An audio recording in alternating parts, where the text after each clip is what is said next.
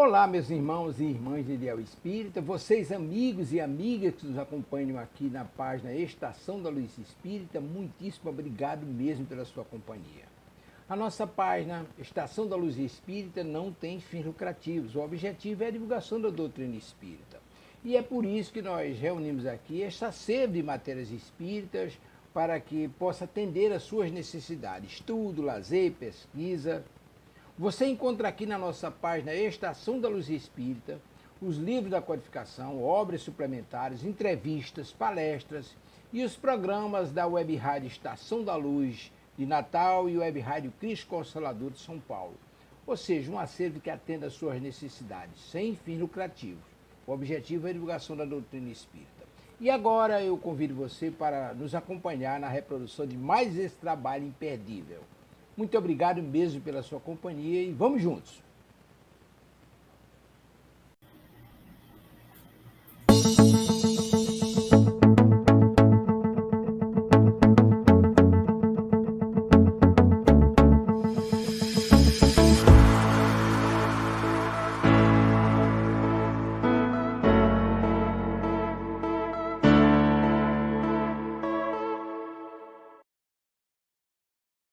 Olá, boa noite, mas parece ainda, né? Está descendo, esse calor maravilhoso. Bem, boa noite, meus amigos e amigas. Sejam todos muito bem-vindos à nossa web rádio Cristo Consolador para mais um programa Refletindo com Jesus, que vai ao ar diariamente às 18 horas aqui pela web rádio. Neste programa são trazidos textos do nosso Mestre Jesus, passagens, ensinamentos contextualizados por vários apresentadores com uma visão da doutrina espírita. Sou Paulo Silva e vamos à nossa oração. Graças a Deus, pedimos a Ti, Mestre Jesus, e a todos os espíritos gestores dessa transmissão, que possamos, Pai, sob a vossa influência, podemos aqui interpretar, refletir sobre mais um texto aqui, legado, né, nessa obra da Boa Nova pelo nosso Mestre Jesus. Seja conosco, Senhor, graças a Deus. Hoje, nós vamos fazer, refletindo com Jesus, nós vamos começar a fazer uma reflexão baseado todo no texto número 20 do livro Boa Nova, cujo título é Maria de Magdala. Mas o título dessa preleção, dessa reflexão de hoje, é Sacrifício, o divino mistério da vida. E eu peço de antemão, como sempre, licença para ler alguns pequenos trechos extraídos deste capítulo. É interessante nós examinarmos com bastante atenção, tá? E aqui narra, tá, a resolução de Maria de Magdala, que reflete, eu acho esse livro é totalmente simbólico, que reflete questões atinentes a cada um de nós. Vamos, então, ao texto, já que a hora é chegada. Pois bem, Maria de Magdala escutou, ela tinha escutado as pregações do Evangelho do Reino. Ela morava ali numa vila principesca, onde vivia entregue a prazeres, em companhia de patrícios romanos, e tomara-se de admiração profunda pelo Messias. Eu acho que a gente precisa pensar um pouco, né, sem julgamento ali, pensando um pouquinho. Que novo amor era aquele apregoado aos pescadores singelos por lábios tão divinos?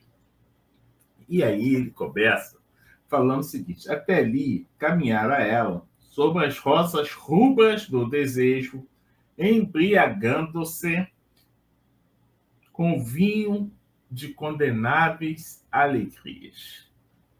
E a gente pode traçar uma similaridade conosco quando estamos inebriados dos prazeres do mundo, quando achamos que esta é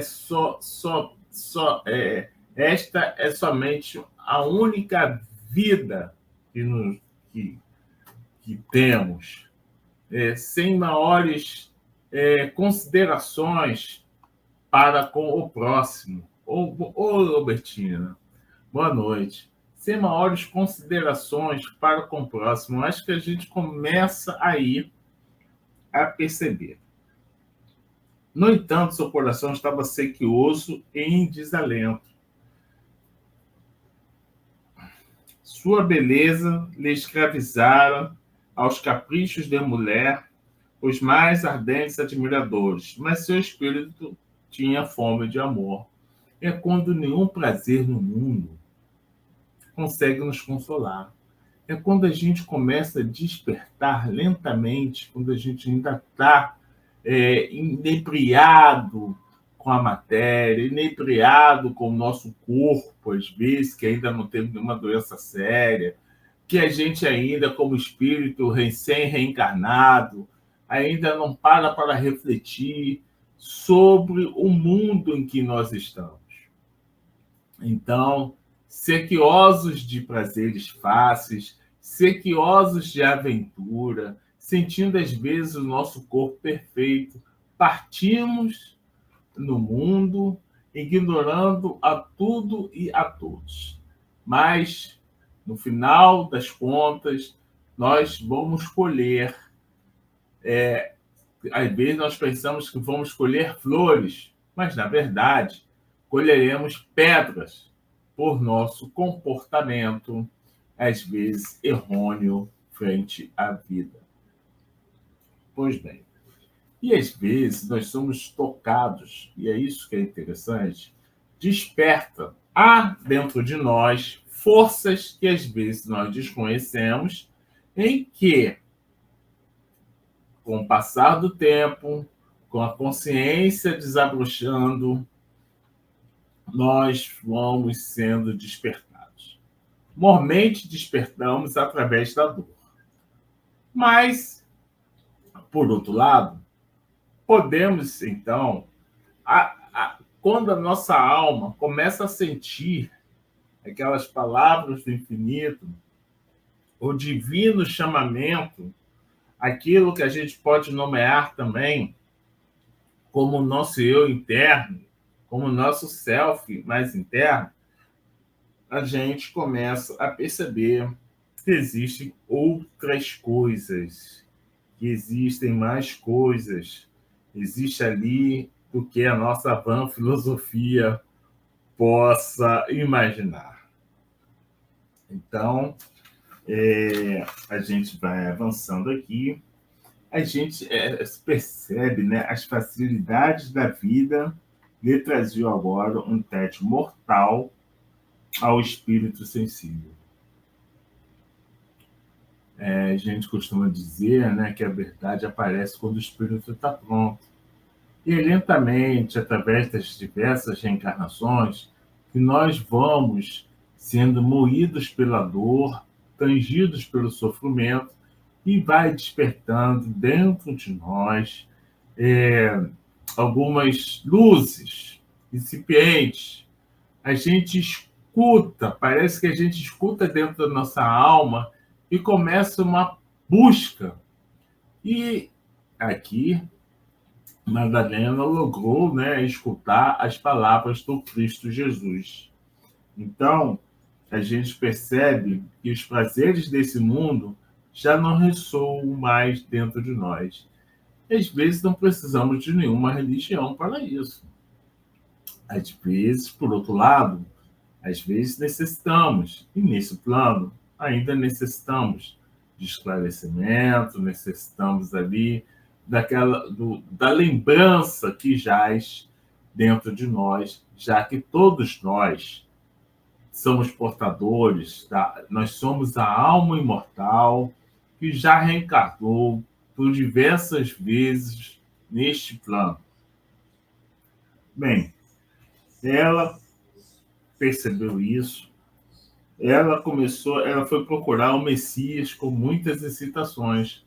E a gente passa por isso, passa por essas excitações, passa pelo cogito interno, quando não é pelo sofrimento, é pelo raciocínio de escutar aquele chamado e se predispor a seguir. Então, a sua consciência, a nossa consciência pede que nós sentamos e nós ouçamos aquilo que a religião, que o espiritismo, já que aqui estamos falando de doutrina espírita, nós apresenta. Então, a gente percebe, e ela percebeu aqui, que Jesus jamais observaram qualquer expressão de desprezo para com as numerosas mulheres de vida equivocada que o cercavam. E aí a gente chama a atenção, tá aqui esse desprezo, numerosas mulheres de vida equivocada, né? Às vezes a gente observa hoje, ao abrir os jornais, numerosos crimes, o feminicídio, daquela desprezo profundo por pessoas de outro gênero, por misoginia, enfim, por equívocos lamentáveis de certos espíritos reencarnados, ignorantes, que são ignorantes, que voltarão a este plano e, quiçá, reencarnarão no gênero oposto ou no objeto do seu desprezo preconceituoso, para que possa aprender como é que está do outro lado. Na verdade, nós aqui temos nesse plano que conhecer a dor para aprender a se colocar no lugar dos nossos irmãos. E ela percebeu, olha só, ela começou a perceber que ela poderia renunciar a tudo, e ela percebeu que valiam as joias, as flores raras, os prazeres, os banquetes suntuosos, porque isso ainda era insuficiente para preencher a sua alma, a sua sede de amor, como diz aqui o texto. Tá? E aí, ela, envolvida por esses pensamentos profundos, ela resolveu demandar a Jesus e procurou lá na casa de Simão, onde adentrou e percebeu que Jesus parecia esperá-lo.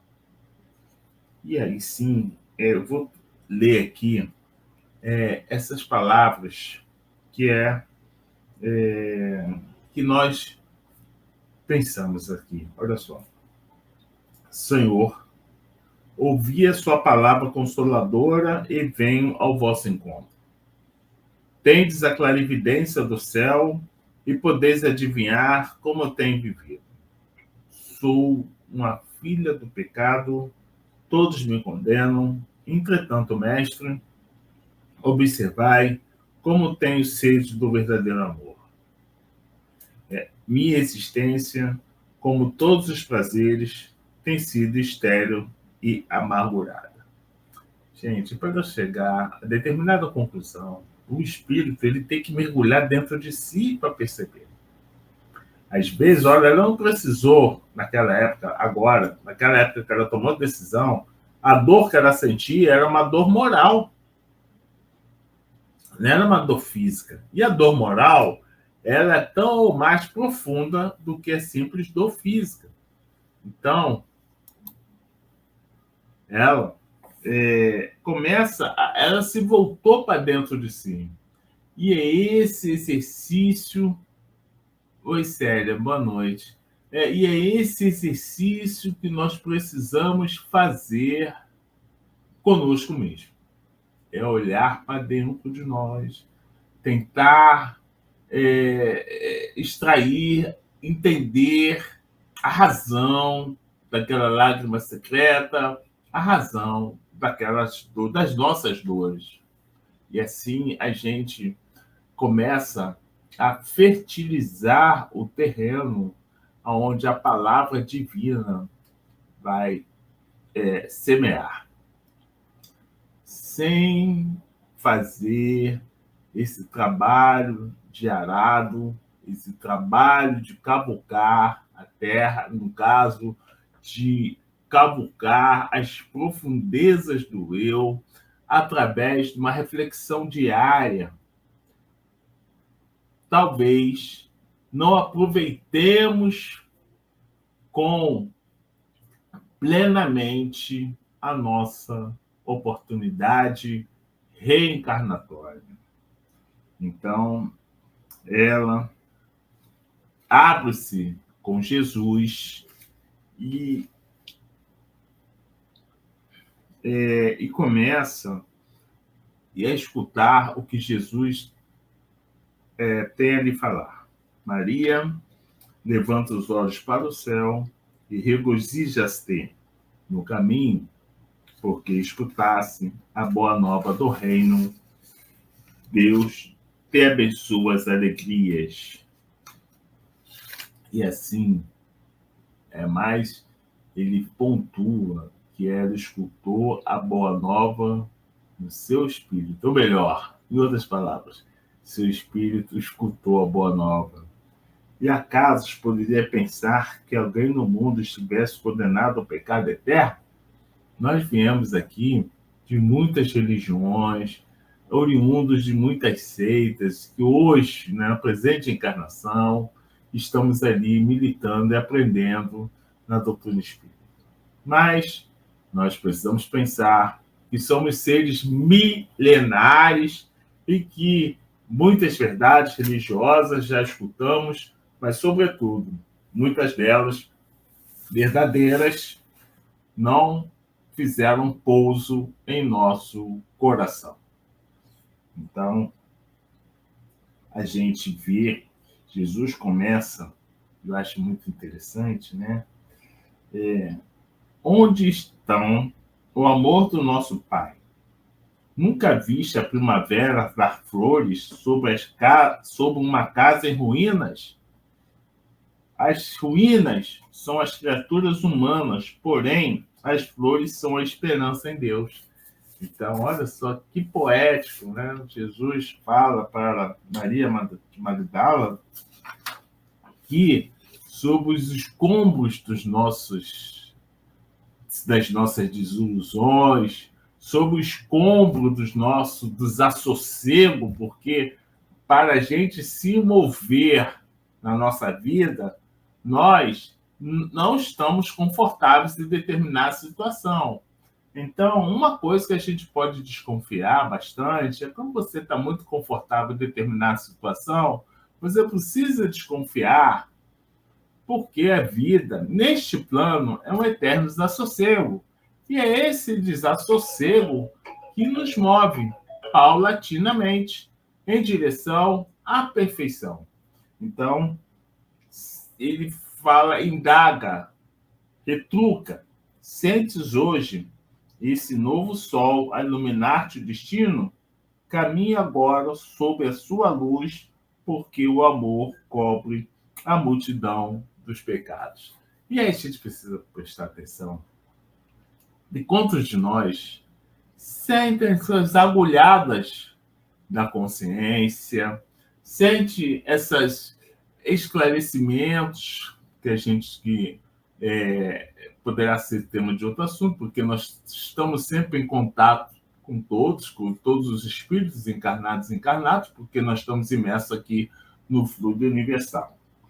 Mas, sentindo isso, intuitivamente, nós vamos, tal como o girassol, interessante, procurar o sol. Tal como o girassol, nós vamos procurar Deus. Vamos procurar as potências divinas. Então, e quando nós encontramos, a gente começa a perceber que, apesar de saber o amor cobre a multidão de pecados, não é e não podemos pensar que seja um amor estéril. O amor sem trabalho. Eu amo como se isso fosse, a pronúncia dessas palavras fosse significar algo, porque a pronúncia é da boca para fora e nós precisamos do amor que nasce dentro de nós. Esse amor é que nós precisamos colocar para fora. E é esse amor que, quando nós colocamos para fora, é que cobrirá a multidão dos nossos erros. Então, quando a gente percebe isso, percebe-se também, abre-se diante de nós a primeira coisa, a potência da alma, que é a vontade. Mas não basta ter só a vontade. É necessário o trabalho e a perseverança plena para que possamos sair da nossa inércia e persistir trilhando o caminho que nos desenhou o nosso Mestre, lembrando sempre que Jesus diz lá no capítulo 6 do Evangelho segundo o Espiritismo, Cristo Consolador, tá? Que o meu jugo é leve e suave. Eu acho que quando a gente aprende isso... Oi, Francisco, tudo bem? Quando a gente aprende isso, a gente começa a perceber que a gente precisa deixar que o desejo do nosso Pai floresça, né, em nossas almas. Nós precisamos aprender a seguir a vontade do Pai. Eu não estou falando aqui que os nossos desejos não devam ser levados em conta. Não. Nós somos seres que estamos plenos de desejos, mas precisamos saber discernir que o desejo, a vontade do nosso Pai é a melhor estrada. As estradas vicinais que nós tomamos ao longo das diversas encarnações só nos atrasam, só nos faz perder tempo. Quando a gente é tomado dessa constatação em nossa vida, eu tenho a certeza que a gente começa a andar mais rápido. Então, a gente vê, Jesus fala, ele fala o seguinte: o mundo viciou todas as fontes de redenção e é imprescindível que compreenda que em suas sendas a virtude tem de marchar por uma porta muito estreita. Hoje nós estávamos estudando Leon Denis, no texto final da obra Depois da Morte. Ele nos diz que precisamos fugir das tentações da carne. É uma porta muito estreita a virtude, e o mundo tem 1000 chamamentos que nós precisamos ter o equilíbrio para trilhar. Porque não é válido nós sairmos desse mundo. Nós estamos no mundo e temos que estar no mundo. A virtude do mundo foi transformada na porta larga da conveniência própria. E é muito interessante essa pontuação. Olha só. Há os que amam, os que lhe pertencem ao círculo pessoal. Há os que são sinceros com seus amigos, os que defendem seus familiares, os que adoram os deuses do favor. Interessante, né? O que verdadeiramente ama, porém, conhece a renúncia suprema a todos os bens do mundo e vive feliz na sua senda de trabalhos para o difícil acesso às luzes da redenção. Pontua aqui, pontua, né, no Boa Nova, pontua Jesus. O amor sincero não exige satisfações verdadeiras que se extinguem do mundo com a primeira ilusão.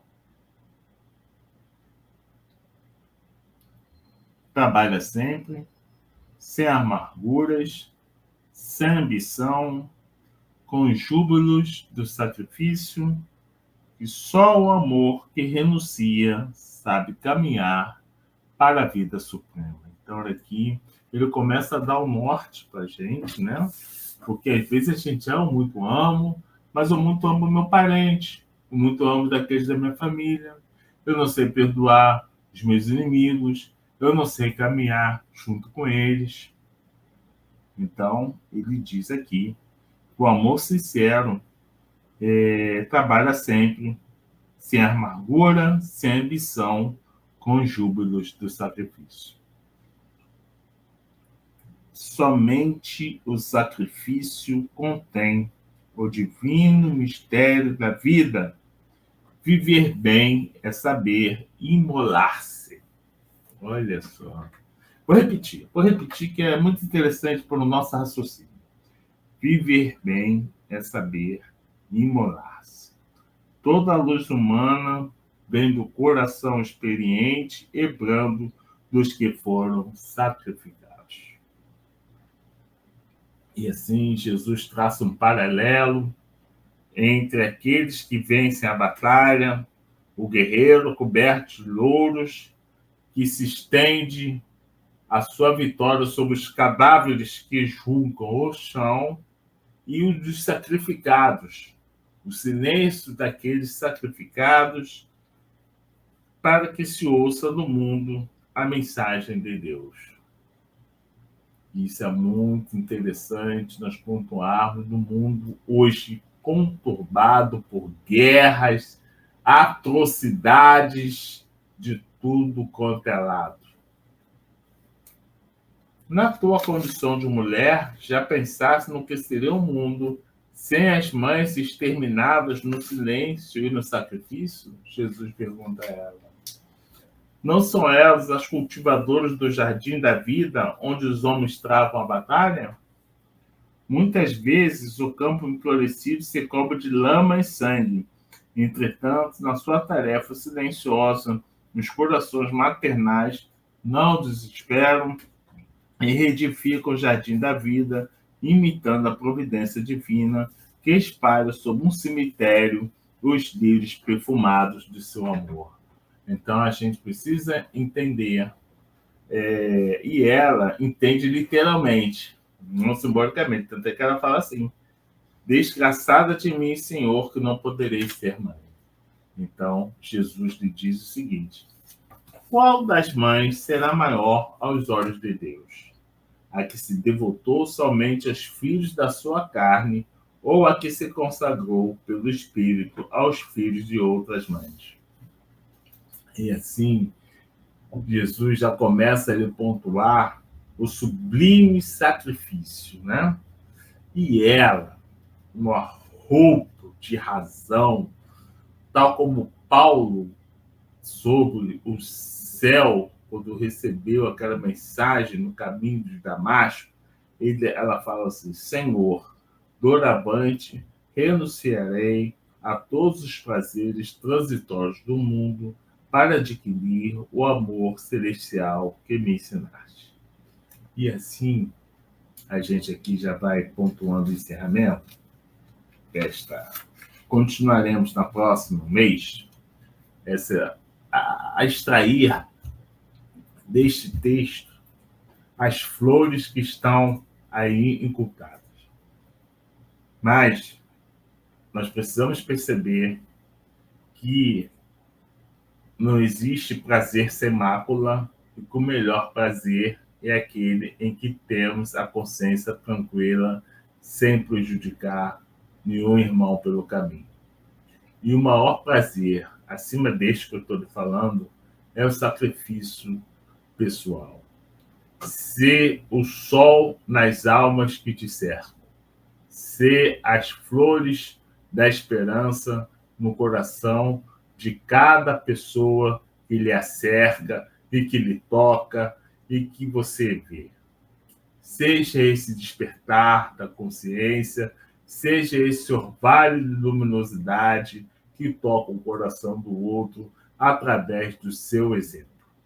E assim, a gente começa a perceber que não necessitamos do amor de outrem, a não ser do amor divino, e que nós podemos amar amar, nada exigindo do outro, porque estamos recebendo de Deus esse amor pleno e que vivifica todas as almas. Então, hoje aqui vamos ficando por aqui. Eu agradeço muito àqueles que assistiram e que nós possamos juntos traçar e ter reflexões que possam transformar a nossa vida a cada minuto e a cada segundo. Graças a Deus.